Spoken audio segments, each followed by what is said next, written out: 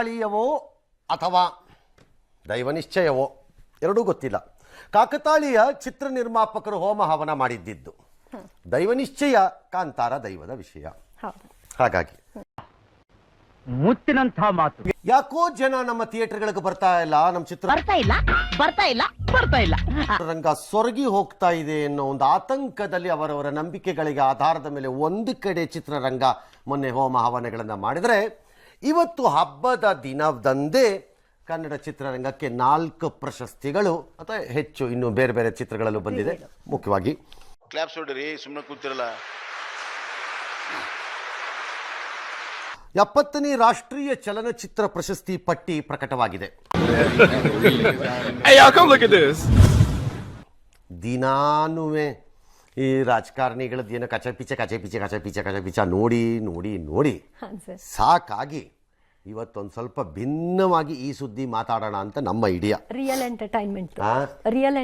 ಹೌದು, ಅದು ಎಂಟರ್ಟೈನ್ಮೆಂಟೇ. ಇದೇ ಡೂಪ್ಲಿಕೇಟ್ ಫಿಲಮ್ಗಳದ್ದು, ಅದೇ ಒರಿಜಿನಲ್ ಎಂಟರ್ಟೈನ್ಮೆಂಟ್. KGF 2 ಹಾಗೂ ಕಾಂತಾರ ಸಿನಿಮಾಕ್ಕೆ ತಲಾ 2 ರಾಷ್ಟ್ರೀಯ ಪ್ರಶಸ್ತಿಗಳನ್ನು ನೀಡಲಾಗಿದೆ.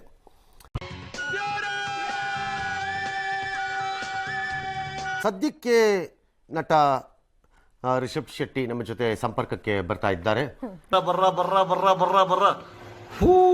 ಯಶ್ ಅವರು ಬ್ಯುಸಿ ಇದ್ದಾರೆ, ಅವ್ರು ಇನ್ನೊಂದು ಫಿಲಮ್ ಅಲ್ಲಿ ಬಹಳ ಬ್ಯುಸಿ ಮಾಡ್ಕೊಂಡ್ಬಿಟ್ಟಿದ್ದಾರೆ ಅವ್ರ ಕೆಲಸನ. ಹಾಗಾಗಿ ಬುಲ್ಶಿಟ್ಗಳು ಮಾತಾಡಬಾರ್ದು. ಏನ್ ಅನ್ನಿಸ್ತು ಕೇಳಿಸಿದಾಗ? ವರಮಹಾಲಕ್ಷ್ಮಿ ಹಬ್ಬದ ಶುಭಾಶಯಗಳು. ಈ ಚಿತ್ರದ ಒಂದು ಮುಖವಾಗಿ ಕಾಣ್ಬೋದು ನಿರ್ದೇಶಕನಾಗಿ ಅಥವಾ ನಟನಾಗಿ. ಆದರೆ ಇದರಲ್ಲಿ ನಾವು ಸಾವಿರಾರು ಜನರು ದುಡಿದಿದ್ದೀವಿ. ನನಗೆ ಮೊದಲನೇದಾಗಿ ನಮ್ಮ ಕನ್ನಡದ ಹೆಮ್ಮೆಯ ನಿರ್ಮಾಣ ಸಂಸ್ಥೆ ಹೊಂಬಾಳೆ ವಿಜಯಣ್ಣ, ಚಲವೇಗೌಡರು, ಇವರಿಂದ ಆದಿಯಾಗಿ ನನ್ನ DOP Aravind Kashyap, music director Rajneesh Loknath, costume designer Pragathi, ಇದೇ ತರದಲ್ಲಿ ಇಡೀ ತಂಡ. ಪ್ರಗತಿ ಅಂತ ಹೇಳ್ತಿರಲ್ರಿ, ಶ್ರೀಮತಿ ಅಂತ ಹೇಳಿ ಅಂದ್ರೆ ಅದು ಹೆಂಡತಿ ಸಪರೇಟ್ ಸರ್, ಇದು ಕಾಸ್ಟ್ಯೂಮ್ ಡಿಸೈನರ್ ಆಗಿರೋದ್ರಿಂದ. ವರಮಹಾಲಕ್ಷ್ಮಿ ಹಬ್ಬದ ದಿನ ಹೆಣ್ಮಗಳನ್ನ ಬಿಟ್ಟು ಮಾತಾಡಿದ್ರೆ ಶಾಪಕ್ಕೆ ಗುರಿಯಾಗ್ತೀರಿ. ಈಗ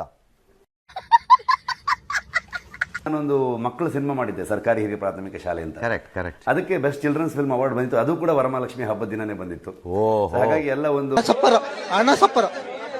ಕೂಡ್ಕೊಂಡು ಬಂದ ಹಾಗೆ ನನ್ನ ಇಡೀ ತಂಡಕ್ಕೆ ನಾನು ಧನ್ಯವಾದ ಅರ್ಪಿಸೋದಕ್ಕೆ ಬಯಸ್ತೀನಿ. ನಾನು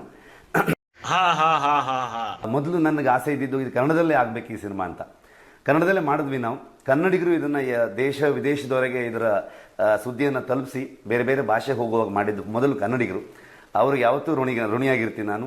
ಅವರಿಂದನೇ ಇದೊಂದು ಈ ಹಂತಕ್ಕೆ ತಲುಪೋದ ಕಾರಣ ಆಯ್ತು ಅಂತ ಅನ್ಕೊಳ್ತೀನಿ ನಾನು. ತುಂಬಾ ಒಳ್ಳೇದಾಗ್ಲಿ, ಅವ್ರ ಅನುಭವ ಬಹಳ ದೊಡ್ಡದಿದ್ದಾವೆ. ಒಳ್ಳೇದಾಗ್ಲಿ, ಅವರು ನೋಬೆಲ್ ಪ್ರಶಸ್ತಿ ಸಿಗ್ಲಿ, ರಾಷ್ಟ್ರ ಅಂತಾರಾಷ್ಟ್ರೀಯ ಪ್ರಶಸ್ತಿಗಳು ಸಿಗ್ಲಿ ಎಲ್ಲರಿಗೆ, ಮತ್ತೆ ನನ್ನ ತಂಡಕ್ಕೆ ನಾನು ಅರ್ಪಿಸ್ಬೇಕಂತ ಅನ್ಕೊಂಡು ಆಸೆ ಪಡ್ತೀನಿ ಸರ್. ಮತ್ತೆ ಭೇಟಿಯಾಗೋಣ. ನಮಸ್ಕಾರ. ನನ್ನ ಚಾನಲ್ ಇನ್ನೂ ಸಬ್ಸ್ಕ್ರೈಬ್ ಆಗಿಲ್ಲ ಅಂದ್ರೆ ಬೇಗ ಸಬ್ಸ್ಕ್ರೈಬ್ ಆಗಿ. ಅಲ್ಲಿ ನೋಡಿ ಕೆಂಪು ಕಲರ್ ಬಟನ್ ಕಾಣ್ತಾ ಇಲ್ಲ, ಅದನ್ನ ಪ್ರೆಸ್ ಮಾಡಿ. ಪಕ್ಕದಲ್ಲಿ ಬೆಲ್ ಕಾಣಿಸುತ್ತೆ, ಅದ್ರ ಆಲ್ ಬಟನ್ ಒತ್ತಿದ್ರೆ ಮೊದಲು ಬರುತ್ತೆ ನೋಟಿಫಿಕೇಶನ್. ಅದನ್ನ ಒತ್ತಿದ್ರೆ ವಿಡಿಯೋ ಬರುತ್ತೆ.